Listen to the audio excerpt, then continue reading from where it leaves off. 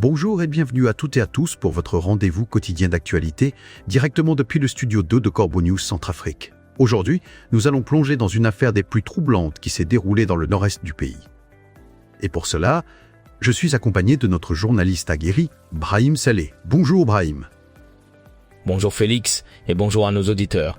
C'est toujours un plaisir de te retrouver pour décortiquer ces sujets qui agitent notre pays. L'information du jour, elle nous vient de Birao et elle n'est pas des plus réjouissantes. Un incident malheureux s'est produit ce dimanche en plein après-midi dans le chef-lieu de la Bakaga.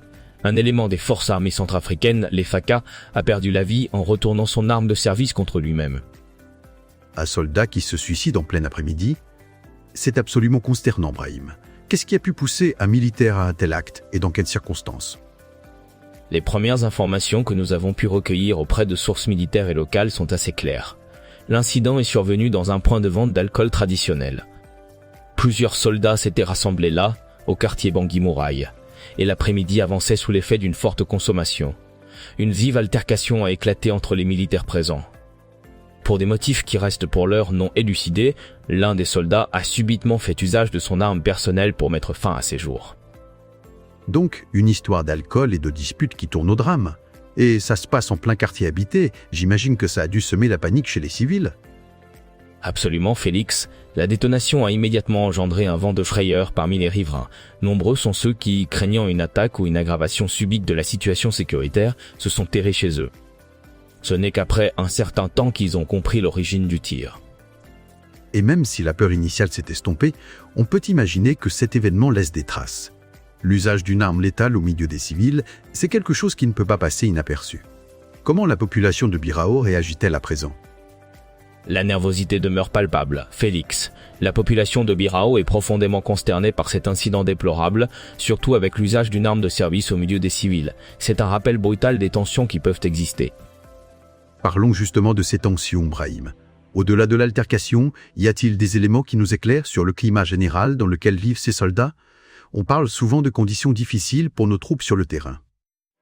C'est exactement ça, Félix. Si le motif exact de l'altercation reste inconnu, de nombreux témoignages évoquent un climat de tension et le traumatisme psychologique auquel font face les zones déployées sur place. L'absence de prime globale d'alimentation et les conditions de service ardues dans cette zone reculée du pays sont régulièrement désignées comme des sources de tension considérables pour les troupes. C'est un facteur qu'on ne peut ignorer. Des conditions difficiles, un manque de soutien, tout cela semble créer un terreau propice à ce genre de faits.